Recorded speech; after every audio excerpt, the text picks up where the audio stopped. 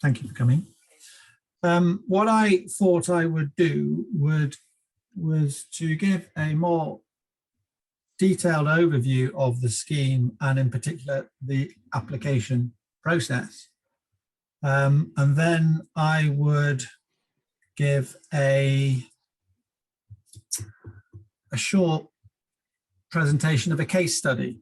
It's quite an old case study, but it's very relevant, I think, and it captures everything that it is to be a conservation accredited engineer, in my view. I think it's very pertinent. If you either get the case study or you don't. And as I think I said this morning, if you do get it, great, get your submission for accreditation, your application in. And if you don't get it, think about something else. Yeah, so going to my clicker isn't working, which is a bit disappointing. Are you able to change the slide, please? Sorry.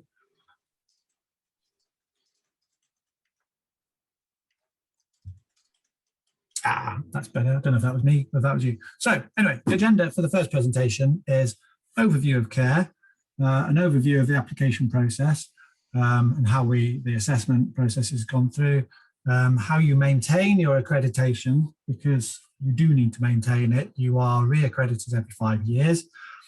The time scale for your application, i.e. when you can submit in a year, how long an application might take to process, and so on and so forth. And then some further information.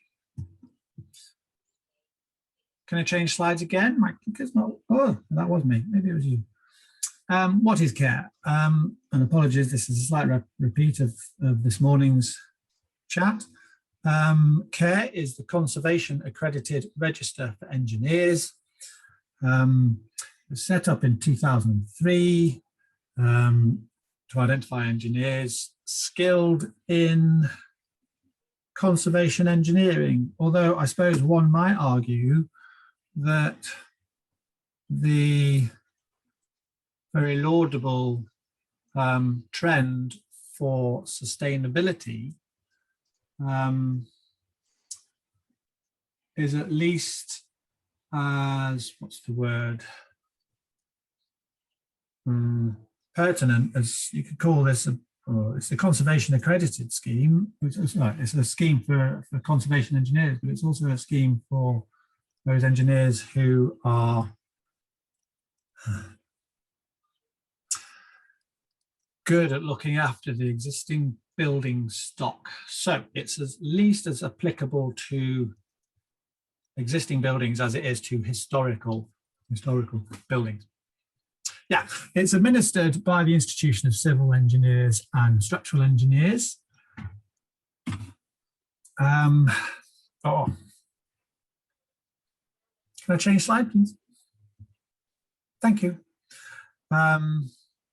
Yeah, and it's across the United Kingdom, but it's actually also if yes, yes. Right, why do we need CARE?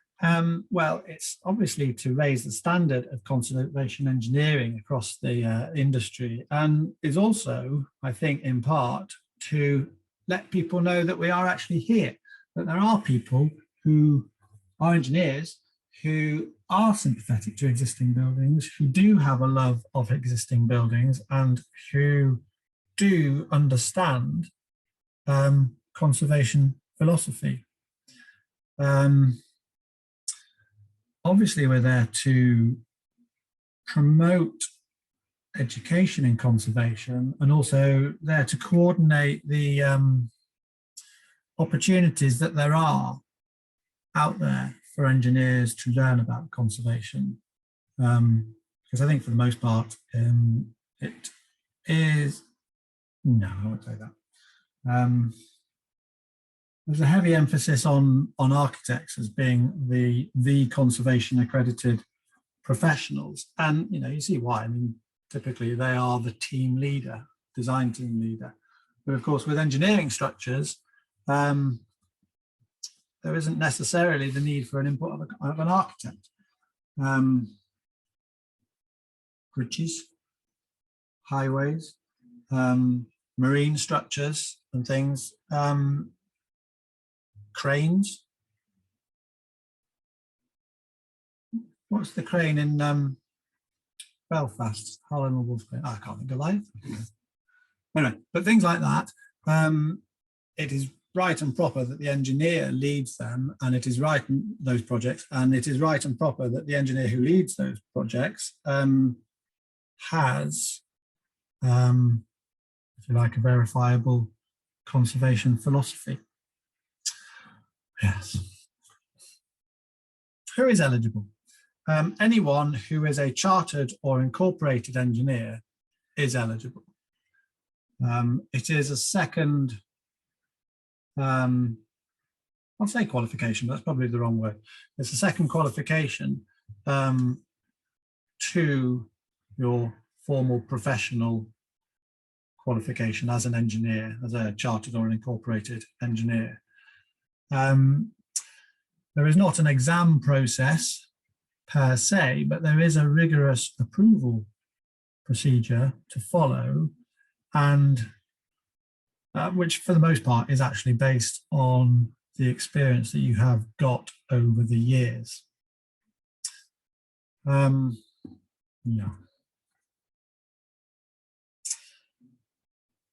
Once you have become accredited, the intention is that just the mere fact of you being able to say you are a conservation accredited engineer shows that you have proven conservation experience and skills, that they've been independently assessed. It shows that you promote sympathetic conservation care, retention of the existing built environment, and it shows that you are au fait with current best practice and philosophy and so on and so forth. And because the scheme needs to make, because your accreditation needs to be maintained, it shows that you are committed to continual learning and betterment, if you like. There is a panel that oversee the accreditation scheme and process. I am a panel member. How many of us are there? Can't remember. 8? Might be 8, might be a bit more. Might be about 4, I don't know. 8 or 15, something like that. We meet twice a year. I am one of the assessors. I'll come on to that later. We meet twice a year. We have representatives from all over the United Kingdom. I'm Scotland representative. We have an AGM, which is open to all accredited engineers, but also to other accredited professionals as well. So architects, building surveyors, and so on and so forth. Last year, late last year, autumn, this might have been December, we had our first CARE conference. It was a virtual conference, would have been a real one, but obviously the COVID hit, and there you go. It was split over 3 evenings, and we had presentations given by a range of people about a range of things, from ashit to lime, ubiquitous lime. I know there used to be difficulty to find information out about the CARE scheme, but, and there's a link there on that slide, which will tell you what the URL for getting for the CARE register. But if you simply type in to your browser ICE CARE register, it will take you straight there. We've done marvels on the old IT front and visibility front.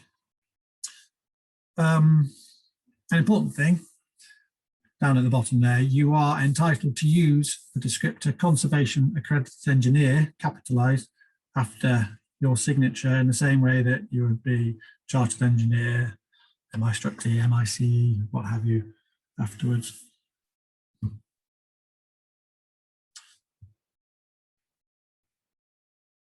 Okay. Yeah, and that's the benefits of its use adoption internally, but obviously externally, because it's supposed to be in a formal process, and because you have demonstrated, if you like, compliance with various high standards of things, which I'll come on to.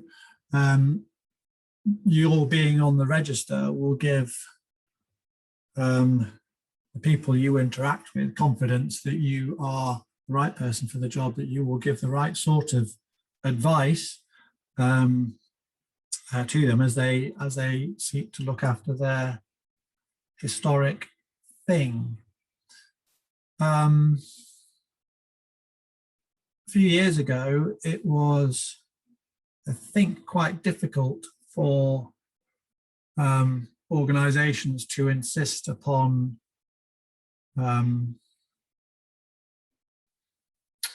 I don't know how to put this, to insist upon a conservation accredited engineer as being essential to a project, because there were not very many people around. In Scotland in particular, I think there's 5 or 6 accredited engineers in Scotland. A few years ago, there was just one. Yeah, so things are changing now, and it is becoming increasingly recognised that you have to have it is viable to insist on accredited engineer being part of your team. Oh no, wrong button. The scheme is run in partnership with all the other accreditation schemes like the AABC, the RIAS, the IHBC, and so on and so forth. We do talk to each other. And we are recognised and endorsed by all the usual people and all the right people.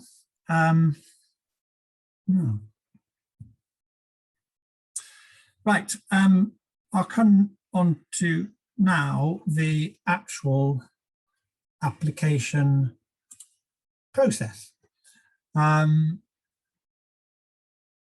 are 5 aspects to it. They're all listed there in the slide. And it's as the slide says, you've got to show understanding, convergence with 5 core attributes, all based on ICOMOS guidelines and stuff. So this is all done through case studies, your general CV, your background, your own background, 5 detailed case studies, of which 3 need to be in the past 5 years, and a statement of your philosophy, what you believe conservation to be. The 5 attributes: cultural significance, obviously, aesthetic qualities and value. They are what they are. For each case study, or for the case studies, you've got to show a range of the investigation techniques you followed, the materials you were dealing with, and the technologies you were dealing with or that you adopted in the solution of whatever it is your case study is about. The 4th one, social and financial issues. Financial issues, I don't quite see the point in that particularly, because it's no different to your ordinary practice as an engineer.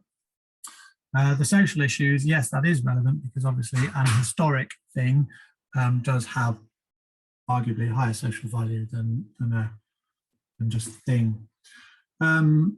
And then the final section is the implementation and the management of the work that your case study is concerned with. So your role on site, if you like. Now, it's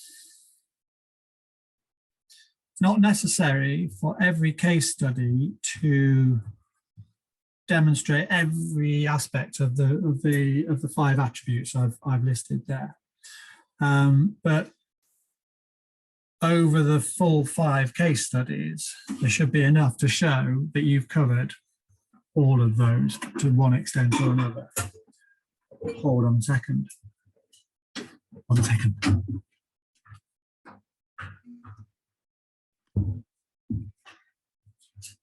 Sorry, everyone. So yeah, hopefully, Back now. perfect. I don't have to. Perfect. Well, that's funny, isn't it? Yeah, no, I'll carry on. Yeah, so your 5 case studies, they don't need to show, they don't need to include every element of all those five attributes, but at least between them, you've got to cover the range. The point to remember is that it is you that is being, if you like, examined. So it's your experience, it's your involvement with the particular project you are putting forward as a case study. What did you do? What did you decide? How did you deal with the work on site? This, it's an obvious point to make, but I think is lost by people, that the accreditation process, the accreditation is a personal thing. It is of you. It is not of your employer. It is not of your organization. It is of you. Yes. Oh, that's what I was coming to there. Being conservation accredited is to reflect a mindset, your mindset as an engineer. And I think for that reason, I personally struggle with, sorry Taylor, it being solely about conservation, because it's not. It's about good building, structural husbandry, if you like. Yeah, an existing building is there, and because it's there, it works. There might be things are wrong with it, but for the most part, if it's standing, it is working, and if something is going wrong, there must be a reason for it going wrong. So your attitude as a conservation engineer is not that to say simply, oh, the calcs say it doesn't work, because it very obviously is working because it's there. Anyway, slightly digress. That's probably more Q&A type stuff. The accreditation is a declaration of your principles. For that reason,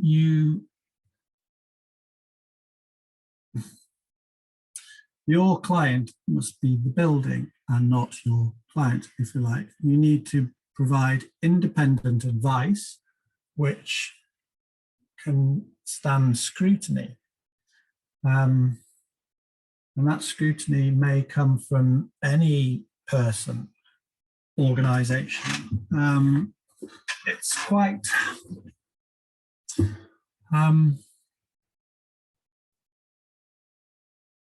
it's almost a bit black and white, really. It's sort of you would maybe consider the artifact that you're dealing with, present the issues surrounding this thing, whatever they may be, and then give options for how they can be dealt with. Yeah, it may be for others to make a decision about what is actually done afterwards. But anyway, yes. Yeah, when making, don't treat the application process as a tick boxing, I'm doing this on behalf of someone else, because you will get found out. Right. So the application process is your application form, your CV, the conservation philosophy statement, which I think is 1,000 words, 1,500 words, something like that. About what you understand conservation to be, and that can be with a capital C or with a little c, how you like to approach your work. A slightly tricky thing I found was that ordinarily as an engineer, we are part of a design team who is led by the architect as the team leader, and that team leader would dictate the philosophy of a project. But as a conservation engineer, I'm trying to be a conservation engineer, it's about, if you like, standing up for yourself. This is what I think. This is what I can bring to the table. And yeah, and it's quite, to write a philosophy that you have developed, I found quite tricky, given that, a lot of the time I'm not the person, or I didn't used to be the person who would dictate the philosophy.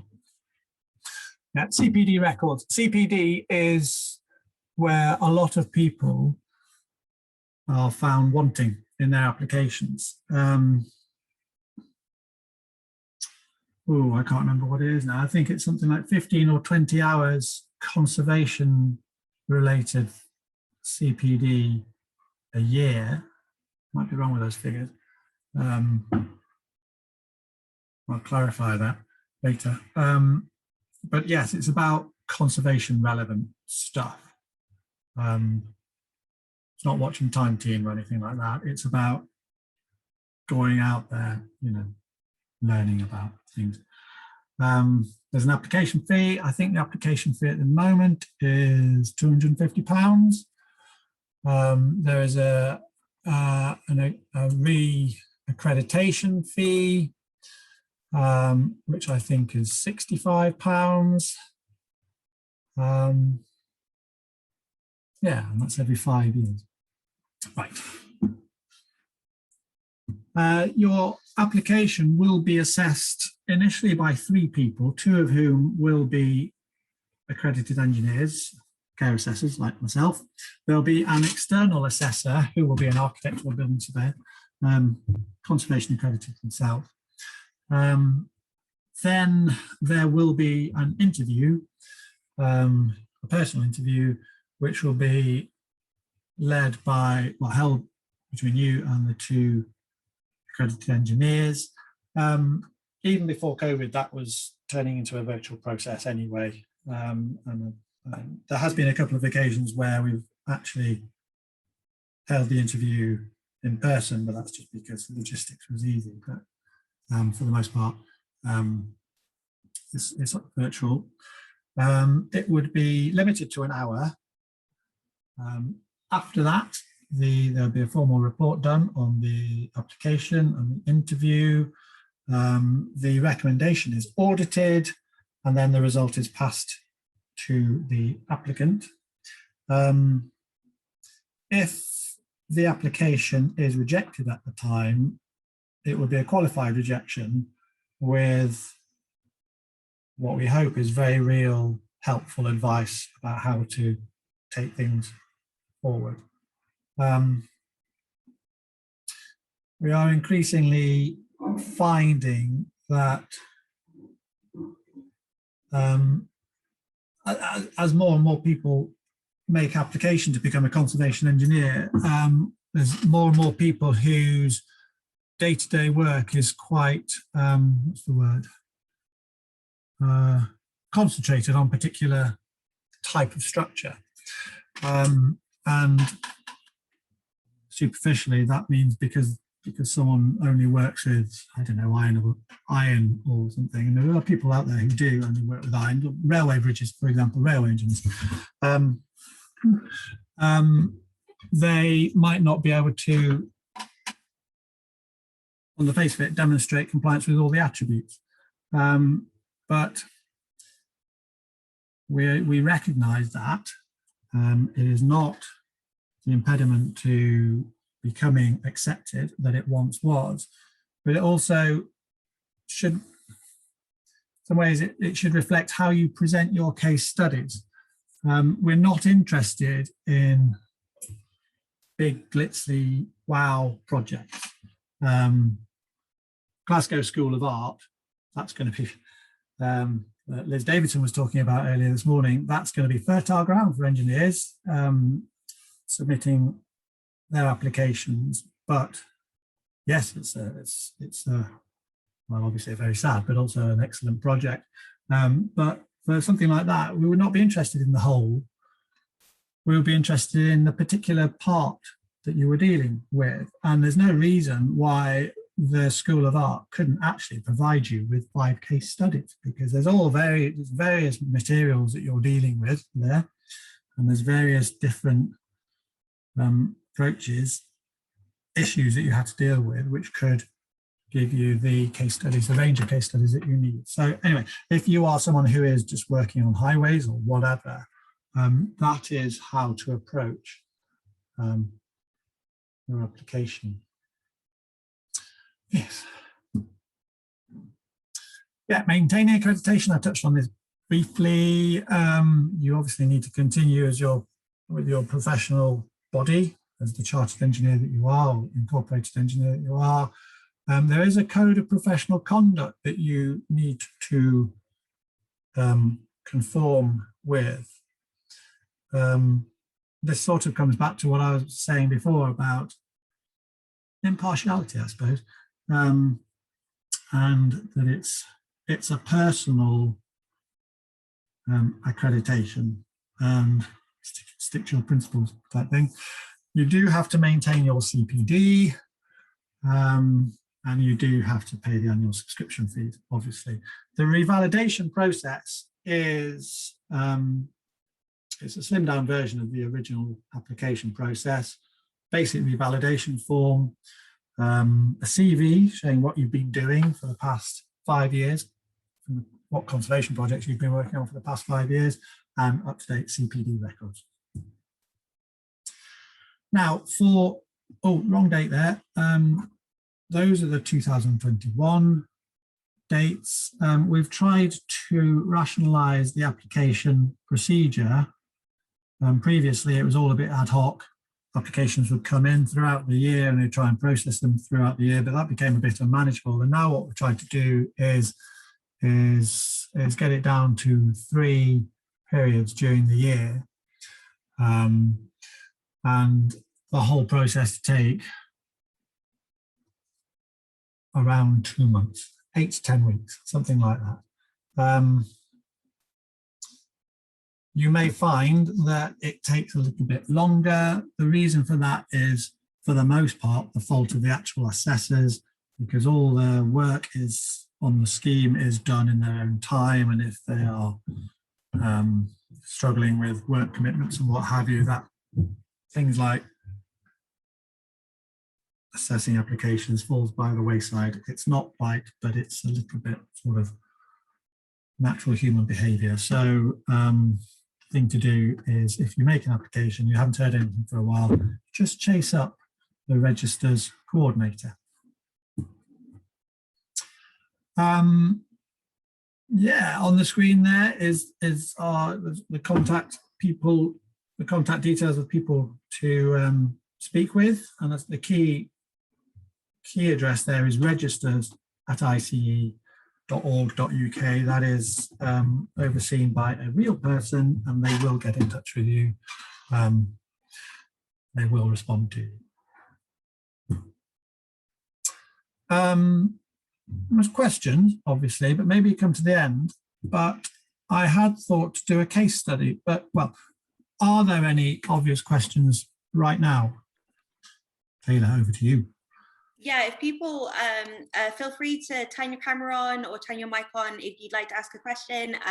If you prefer to put it in the chat as well, no problem. But yeah, just before Steve moves on to his case study, are there any questions or things that people are interested in learning a little bit more about in terms of sort of the ins and outs of the accreditation process that he just spoke about there? Give everybody just a second to have a little think.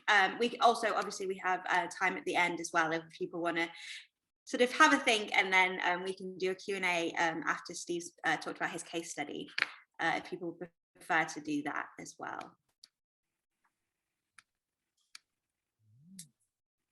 All right.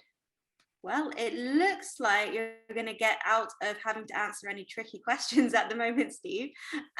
So would you like to take a quick break, or would you like to just move on to the case study? It's up to you. No, I'll go on to the case study.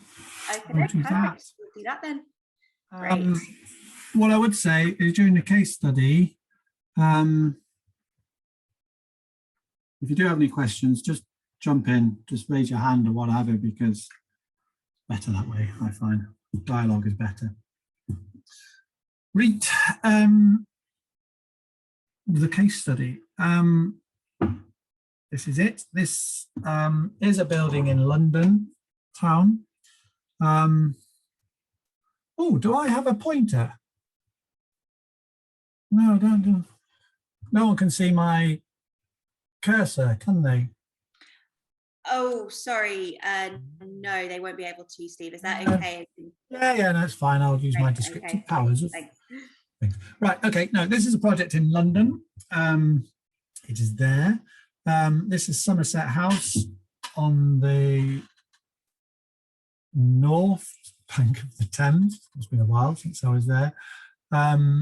The actual case study is not the whole building, but it's the room behind that central portico, the columns you can see in the middle of the main elevation there. Somerset House in London.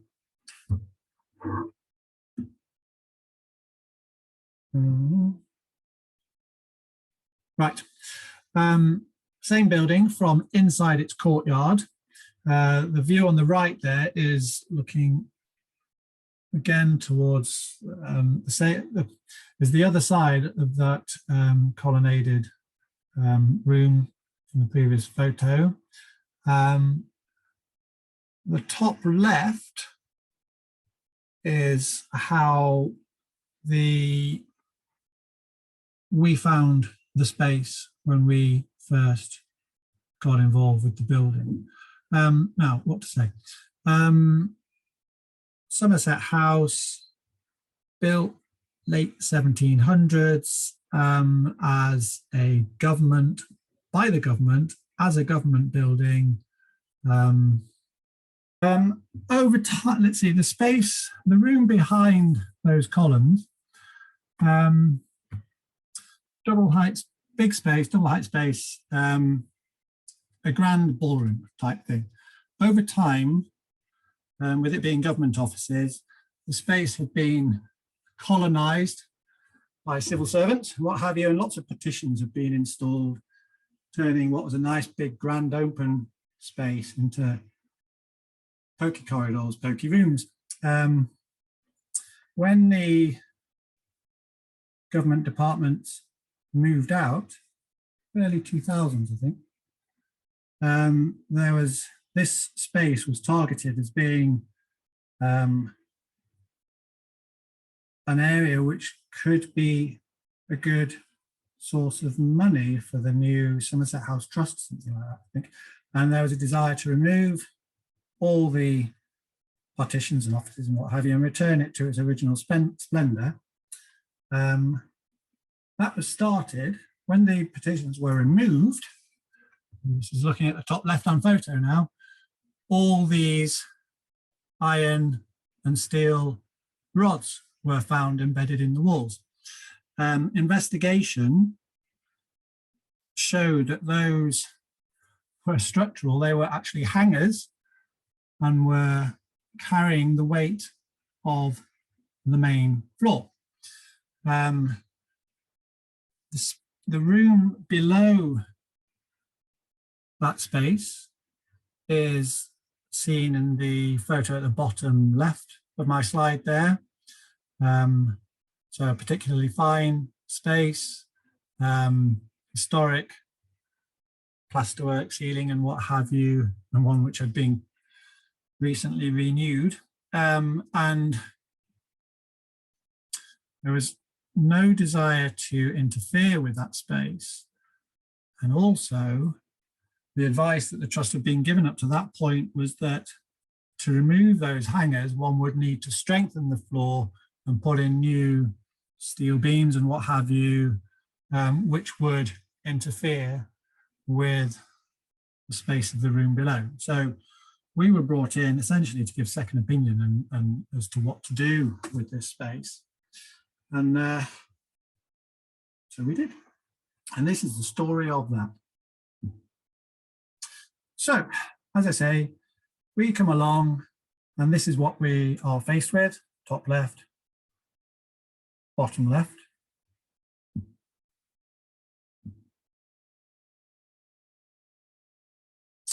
And our first thought is to work out exactly what we are dealing with, exactly what structure we are faced with, what we are dealing with. And what we have, what is just appearing on the screens now, actually, is the existing structure as we found it to be. So I think I've lost a slide there. Yeah, sorry, lost an image there. Never mind, apologies for that. I'll talk you through it. What we have here is on the left-hand side is plans and section of this part of the building as built and as existing. On the left-hand side is as built and section XX there at the bottom. Bottom right is section XX as we found it to be. So timber floor structure with the red hangers fixed to wrought iron beams there up in the head of the floor. Unfortunately, the other plan is not there. Apologies for that.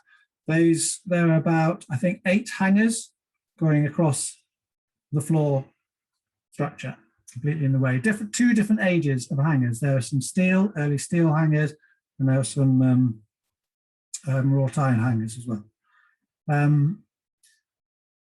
It was very obvious that the floor structure had heavily deflected, massively deflected, many inches of deflection. And that was obviously the reason why the hangers had been put in, because on top of the deflected original floor joists were many layers of furring pieces, declavity pieces, whatever you call them. Now, so that's what we would face with from the existing structure. We wanted to know what the original structure was. And those are the two drawings on the left of the slide there. The plan, top left, section XX, bottom left. If we look at the plan first, the main structure was floor joists. So we have primary and secondary floor joists carried by some main timber beams, primary timber beams, if you like. The brown beams are the timber beams, and then there's the grillage of floor joists I've just ghosted in there, middle left. And then the section, having removed all the modern accretions, you'll see we've got the main timber beams there. Quite unusually, surprisingly, I suppose, we found that the main timber beams were composite sections. So a single piece of timber spanning the full width of the building, actually into the portico columns as well, but actually had been doubled up towards the ends. So first point, so we've got to a point now we know what the existing structure is. Top right as existing. So we have the early hangers there, blue crosses, red hangers there, later crosses. Yeah. So catch up now. So we know we've deduced what the original structure was. So now the thinking is, well, there was obviously reason to have added all this modern structure in. I say modern, it was 100 years old at least. What was that reason? So first things first, obviously want to research what the history of the building is and who built it, who designed it, and so on and so forth. Now, first thing of significance, this is a building being built by the British government. It was built, I think, as the first properly, formal office building for civil servants, if you like. It was designed by Sir William Chambers, leading architect of the day. I think he was probably the surveyor to the government. It was built by large-scale contractors in, London, capital city. So the point being is this is a building which was built by people who know what they were about. It was designed by people who know what they were about. It is a particularly fine piece of architecture. Da-di-da-di-da. They must have had an intention for what they were doing. This can't simply be a mistake. So let's run some numbers, basic structural analysis, find out what's going on with our building. So the first thing to do, I've already mentioned, I hope, there is excessive, massive deflection in the original floor structure. We ran a very basic structural analysis of the existing timber beams, primary timber beams, to see how they might perform. And we find that we've got enormous deflections, ignoring moments and stresses. Not about that, this is about deflections. They're enormous, and they are far, far, far greater than the existing floor had done. So perhaps the analysis is wrong. Well, the next thing we look at is, actually the beam is twice as deep at its ends. And that was done intentionally. The beams were bolted and strapped together. So obviously someone's thinking, twice as deep beam, twice as strong. Let's run the analysis again. And I hope you can see there's a deflection profile of what the existing beam is. And it looks better, obviously. Still very excessive. Still, I don't know numbers now, but it was quite obviously not what would have been acceptable to people at the time. So obviously this second analysis is a more representative. It's more representative to what was in the mind of the designer than was built, but still not quite working. Then we look again and say, the beams are twice as deep, twice as strong, twice as stiff at the ends as they are in the middle, but the ends of the beams are built into and built below the columns of the portico. That must be significant, surely. We run the analysis again where we've got weight holding the ends of the beam down, and lo and behold, we end up with a structural system that works theoretically and can behave in a way which could be considered as acceptable. So we conclude that this is a case of someone just being a bit clever with their design philosophy. So the next question is, well, what happened? Why did it all go wrong? Management accounts, building accounts for Somerset House exist, they are quite detailed.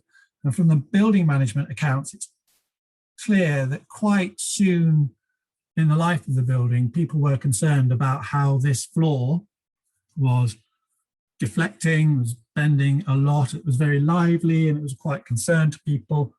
The first set of hangers were installed 75 or so years, I know it's quite a long time, but anyway, 75 years or so after the building was first built, something like that. What had gone wrong? So our thing to do is let's do some opening up works and find out what's happened in each of the key areas of this construction. And we find that where the beams were built into the walls, I don't have any photos of this, apologies, there are properly formed pockets, a stone lintel, if you like, sitting above the ends of the beams, clearly, and there were a couple of folding wedges in there, very obviously contemporary with the original timberwork. Unfortunately, they were all loose. All the strapping and bolts that were holding the timber beams together were all loose as well. And what we concluded, seems to be the case, is that the design philosophy, which I've described here, was the design philosophy of the thing. But what was not appreciated, or perhaps the building management plan was lost after the building was handed over to the client, was not appreciated, was that the timber of those massive beams, you know, they are 15-inch square in cross section and more, and spanning 12 meters, something like that, 12 meters more, that timber work would shrink. So the only thing that went wrong with this ultimately was that no one went back to tighten up the timber wedges as the timber work shrank and everything loosened up. So our cure for all this was to put the folding wedges back in, put some proper ones in, stainless steel and all that. And we also improved the connection between the timber beams at their ends. So what you see here is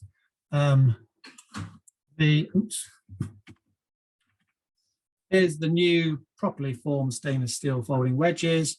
We have resin fixed the timbers together, bolts and resin and what have you. And we've also, and this is a bit of a sop to people getting worried about bouncy floors, is we've stiffened the floor beam up in its central portion by gluing and screwing a flat steel plate to the timber beam in the middle, which, yes, it doesn't make the timber beam as stiff as it might be, but it makes it just stiff enough. And at the end of the day, this is the room as it is now, or as it was then when we left it. So at the bottom is how the room was when we found it, and at the top is how the room was later on. And all of this, in terms of actual work done, was a little bit of steel work, fabrication, small folding wedges, nicely done, and steel flat plates glued and screwed to the beams. Somewhat ironically though, we weren't allowed to take the downstand beams out. Those downstand beams were the ones which had been installed to put the hangers in. We weren't allowed to remove them because they were listed. This building is grade 1 listed, category A listed. That's me, that's my case study. The point I was trying to make before about you either get this or you don't is it's quite obvious with that project. It's a detective process. You know, it's recognizing that there was clearly intent behind what was done, that something's gone wrong with that intent. What was that thing that went wrong? And you need to search that out. You need to get into the mind of the builder and so on and so forth. So I'll stop sharing. Are there any questions on that or anything? Great, thanks very much, Steve. And sorry about all the technical difficulties there. But yes, we do have some questions and some quite detailed questions. So I am going to go ahead and start asking them. Again, if people would prefer to just come on camera and ask these face to face, if you think that would be easier, please feel free to do that. And for the moment, I'll just read them out off the chat. But David has asked, so he works for a company that has no current accredited engineers. There's a commitment to have a team focused on historic buildings moving forward. So that's good. My 5 case studies are currently limited to mostly B-listed structures and generally involve conversion work, church conversions, hotel conversions, etc.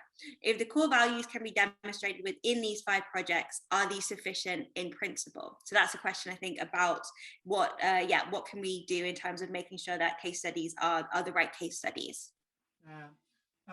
First question is, why are you converting? If every one of your case studies is about conversion, there probably would be some reaction to that. I think to be honest, it's a bit dangerous to go with all conversion projects. Even if there is a good reason for that conversion happening, to have all of them as conversion is possibly a little bit too much. Yeah. Hopefully, so that hopefully that answers your question a little bit, David. If you do want to ask a follow-up, feel free to put that in the chat, or again, you can just come on camera. Feel free to unmute yourself if you'd like. So then we also have a question from Caroline, who has asked about the relevance of existing building projects, not just historic building projects. Can existing buildings, say a 60s concrete frame, for example, be used in the case study if there are particularly interesting aspects, not just heritage / historical structures? Yes. Yes. It was. One of my case studies was unlisted house, bog standard unlisted house. It had, it was slightly unusual. It was quite an old house, to be fair, but it was unlisted. In itself, nothing particularly unusual. It's the mindset you're trying to get across, and I sort of mentioned it before about this scheme is as much about showing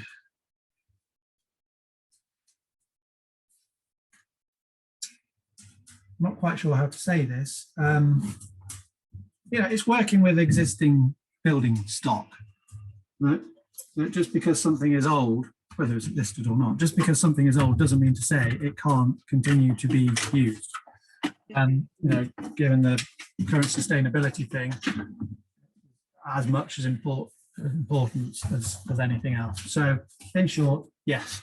And to be honest, dealing with modern buildings and structures is, it's fertile ground, isn't it? New philosophy, new paradigms, and all that. And yeah, if you can show you can work with an existing modern building, that's good. Things we will be dealing with from an engineering point of view with modern, mid 20th century stuff are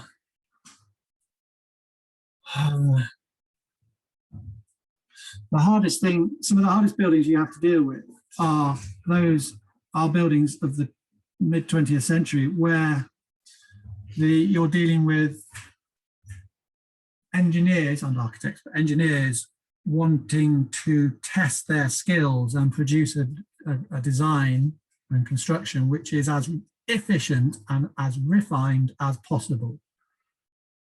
Possibly slightly dictated by QSs who are insisting that things be as cheap as possible. And that's fine if the building is always going to be used for the purpose for which it was designed. But as soon as you want to change the purpose for which it was designed, then your very refined, super duper design might not work anymore. So, yeah. So for the sake of a few £1,000s of T16, H16 bars as opposed to H10 bars, making a building far more robust, floor far more tolerant of stuff. Surely that's a good thing to do. No, that's discussed. So yes, 20th century stuff, absolutely. Modern stuff, yes. Perfect. Let's see. It doesn't look like we have any more questions in the moment, but I had a quick question. It was something that you touched on a little bit earlier, Steve. I'm neither an engineer nor an architect, so I feel like I can ask this question. But I was wondering how, as an engineer, because I do know that there can sometimes be, I don't want to say tension, but sometimes there can be differing ideas between an architect and an engineer on a project as to what to do with the project, maybe who sort of is in charge of the project, things along those lines. Is that something that the register, do they have any advice for that, or do you have any from your own personal experience? What would you think about that? Yeah.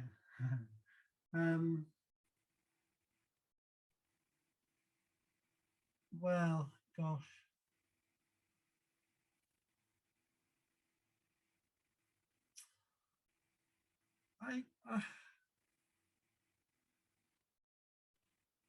Well, I suppose, God, what do you think? Your first duty is to your building, I think.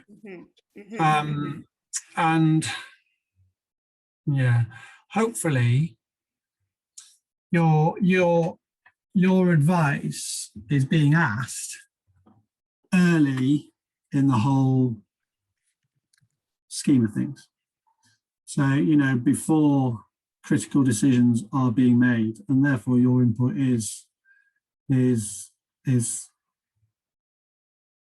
yeah, you are able to guide things before they've gone too far. If you have conflict, I suppose, with the architect, then I suppose it depends on what scale those issues are. You know, architects saying I want to knock the building down is one thing. Architects saying I want to keep this cornice, that is another thing entirely. And you know, then there's the getting your client involved.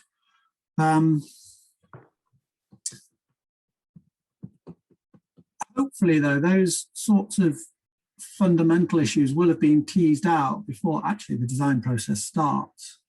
Mm-hmm. A lot of our work is involved with feasibility studies and reuse of buildings, and you know, it is generally accepted, but possibly because, you know, everyone involved is enlightened, that key to a decision of what to do with any building is the structural aspect of it all. But then, of course, a strategy might be dictated by things which are neither engineering or architect led, but, you know, cost led and things. So yeah, it's tricky. There are for historic buildings and places, there are increasingly people out there who get involved at the beginning of a job to guide the project strategy, but they know about, they assess the historic importance of a building or a place. Things, and they'll take everyone's input. They'll, you know, be speaking to an architect, what's important about this architecturally, what's the key issues from an engineering point of view here. I mean, you know, from an engineering point of view, it's quite rare to say that a building or whatever needs to be dismantled, because generally speaking, there's always a way to keep it going. But it's a question of scale and cost and that sort of thing. Yeah. But, you know, the worst comes to worst, someone might have to just walk away, whether it's you or whether it's the architect. I don't know. I do find,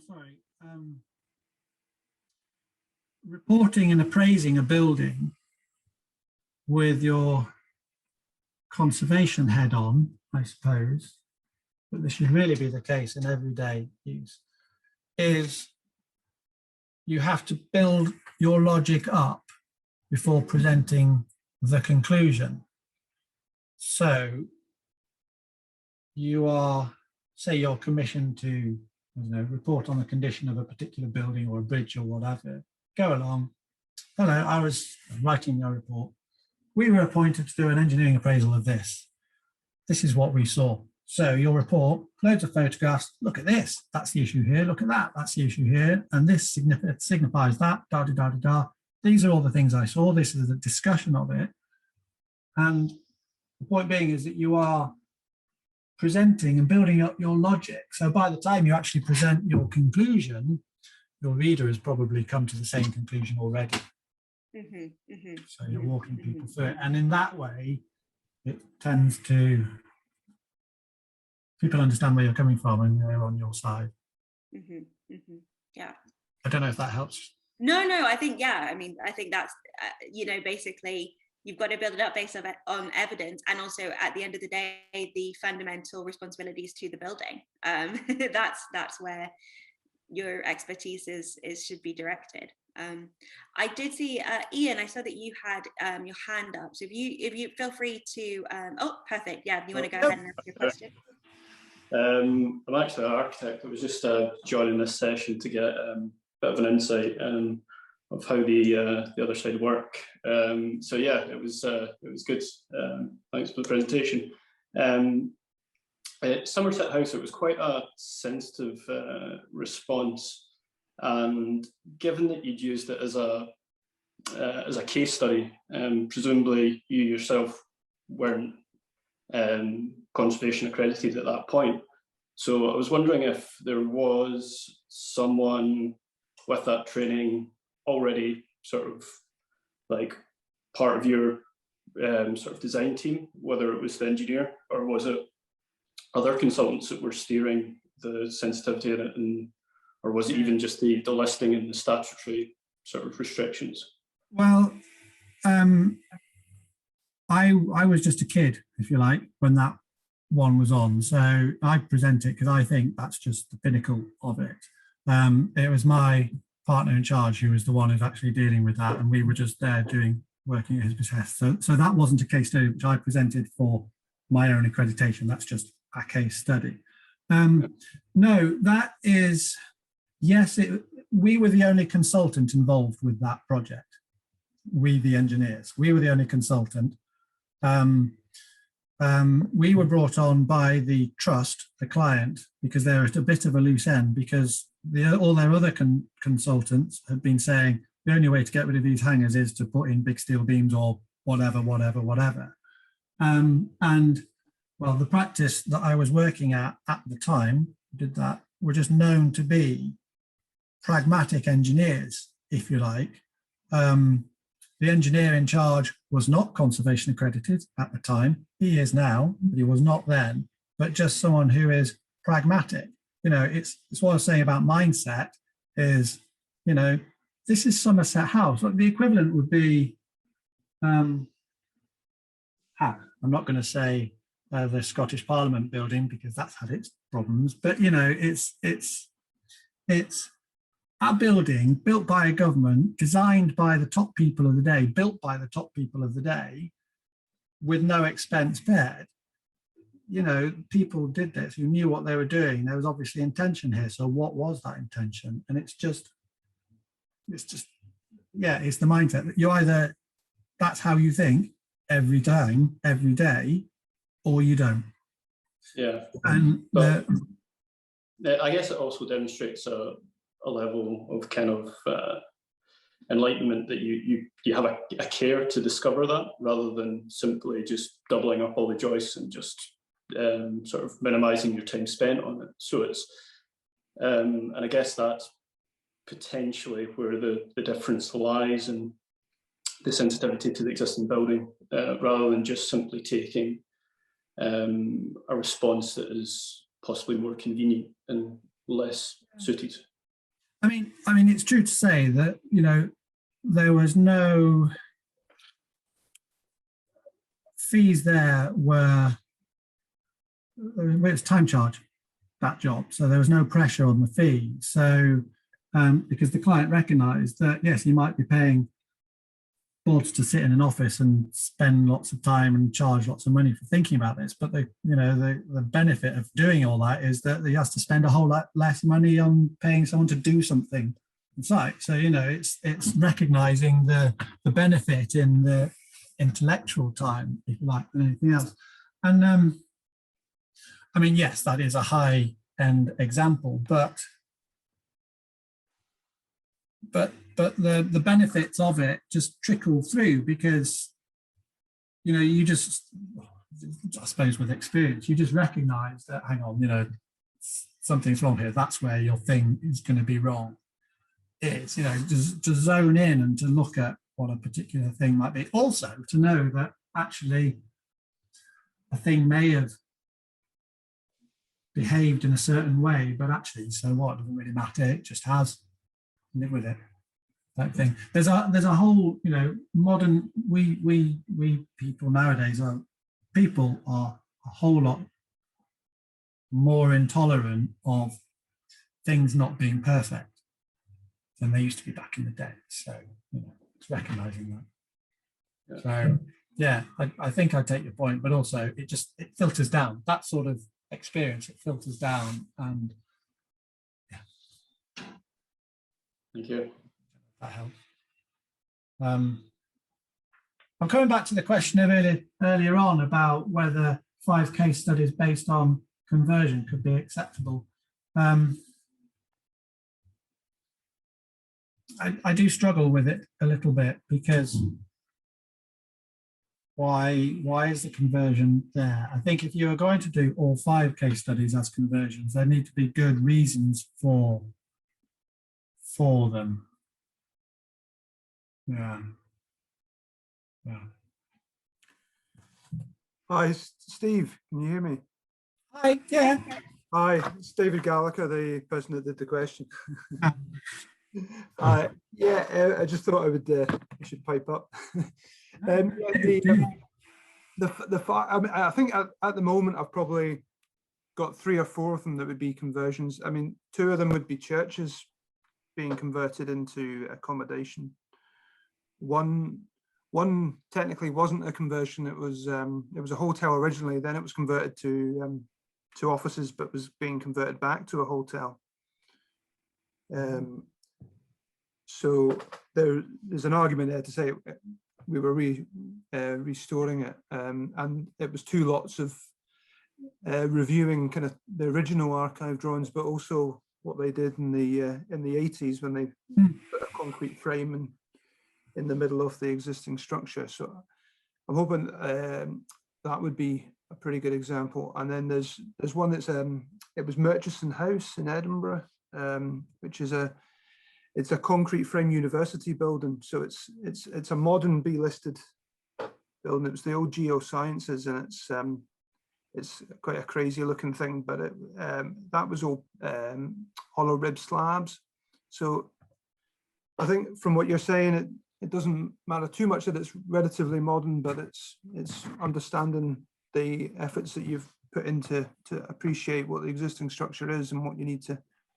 Yeah, exactly. And if it's, hollow, if it's the sort of floor slabs that you're talking about, and they are going to be refined things, and on the assumption that you're not suggesting taking all the floors out and putting whole new ones in everywhere, you're trying to work with the existing, then the struggle of doing that with a 1970s or 60s or 80s building is quite a thing. That certainly could be relevant. Absolutely. Not quite as far away as I thought. So. No. I know I've dealt with the 1970s thing, and you get faced with concrete floors designed for storage. So the floor is designed to carry a blanket imposed load of 10 everywhere, but the beams carrying those floors were only designed to carry 7.5 on the basis that, well, they couldn't make the floors go to 10 because you'd need circulation space to get in between it. So therefore, which is fine until someone invents roller racking, and then you can get to 10. So, sorry, that's engineering chat for you. But yeah, and conservation of passive house. Don't get me started on that. Sorry, yeah. It's people being too clever and being too egotistical. That's where difficulty lies, and we need to step back a little bit from that. Those are the worst, hardest buildings to look after. I guess maybe following up on David's question, if you are really interested in becoming conservation accredited as an engineer, but unfortunately, you just don't have the opportunities to work on the case studies or to do that as well as or as much as you might like. Is there any? Do you have any advice there, or any sort of any actions that you would suggest taking to somebody? Well, firstly, is I think it's probably fair to say that you couldn't. Eyebrows might be raised if you submitted an application which didn't have any historic buildings in them.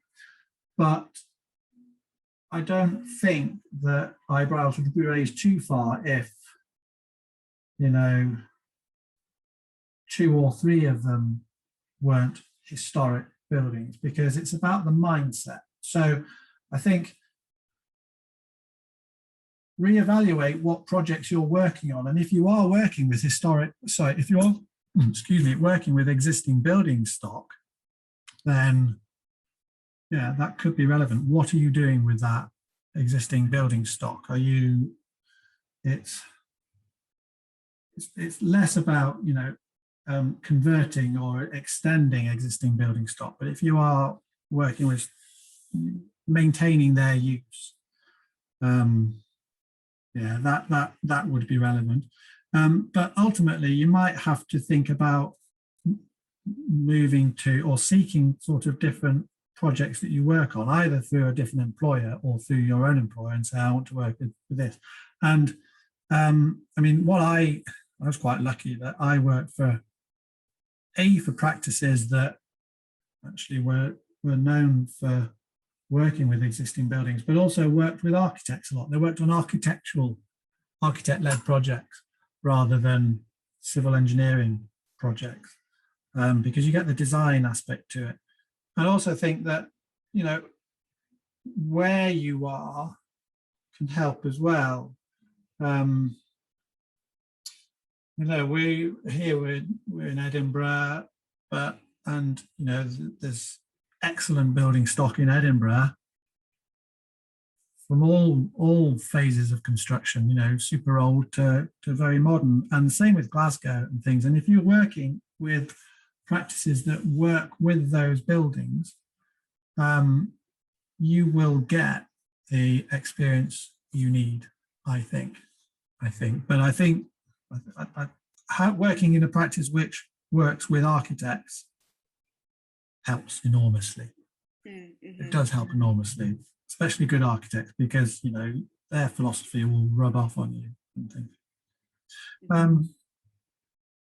A big thing, to my mind, about all this is, I mean, you know, people, conservation professionals, they always, you know, there's the joke that we all go around in corduroy jackets with leather patches, and we all talk about lime mortar and all that sort of thing all the time. Don't go with corduroy jackets, but the thing about lime mortar is important. It's not about conservation, but it's actually, it's about, there are more engineering and material reasons to use lime mortar than there are conservation reasons, actually. And as engineers, we should be at the forefront in, you know, using lime mortars and things, and not being shy about using lime mortars, because the reasons for using them are very real, completely inarguable technical reasons for it. Nothing to do with philosophy. I don't care about your philosophy. From an engineering point of view, you should be using lime type thing. And the same thing extends to, you know, if you're working on a concrete building, you're repairing concrete building, you should be repairing it by and large with compatible concrete materials, not always resorting to the Fosroc or the Sika stuff out of the bottle. It's that mindset. So. That's really interesting to hear. As I say, I'm not an engineer, but obviously I've been in the conservation field for a while, and yeah, the sort of the lime mortar, everything must be lime mortar. We're always, you know, sort of, it's been drilled into us that it's from a conservation perspective. So it's actually very interesting to hear that, you know, from an engineering perspective, it's just, you know, as a material, that's, you know, something, that's a reason to think about it. And I think, again, you know, going back to what Colin Tennant said at the beginning of the day, you know, a lot of why we wanted to have this sort of conference and have these different accreditation bodies is to try to create those conversations, and that's why it's great, Ian, to see you here, even though you're coming from an architect background, you know, to be interested in the other side of it, and to hear that collaborative that collaborative angle, because I think, yeah, that is really important, and we can't work in our own little silos. There's a lot to be learned from each other. So on that note, it looks like we don't have any more questions, unless anyone has something last minute they'd like to raise. But if not, no problem. I'm just going to quickly go over what we'll be hearing from tomorrow. If you're able to join us tomorrow, we are going to be hearing from Scott Abercrombie about starting out on a conservation career. He comes from an architecture background, but he does also have, I think, some interesting wisdom to pass along for everybody that's starting out in the conservation sector. And then we'll also be hearing from Graham Bell of the Cultura Trust, and he's going to be looking at the European perspective. He's going to be giving us a bit more of an understanding of what's going on outside of the UK. So that will hopefully be quite interesting. And then our workshop for tomorrow is going to be with the IHBC. So we're going to hear from Sean O'Reilly, who's the director of the IHBC. And then they're also going to be running one of their membership workshops in the afternoon. So I hope that everybody can join us for that. And if not, again, everything is being recorded, so you'll have access to that as soon as we get those recordings out. Other than that, just thank you so much to Steve for your time today. Thank you to everyone for coming. But yeah, especially thank you to you, Steve. I know you've given up quite a lot of time today, so I really do appreciate it. And I hope that everybody is taking away some important lessons and also some real inspiration. It's been really inspiring to hear from everybody over the last few days and just hear about everyone's passion. So that's great. Thanks, everyone. Take care. Goodbye.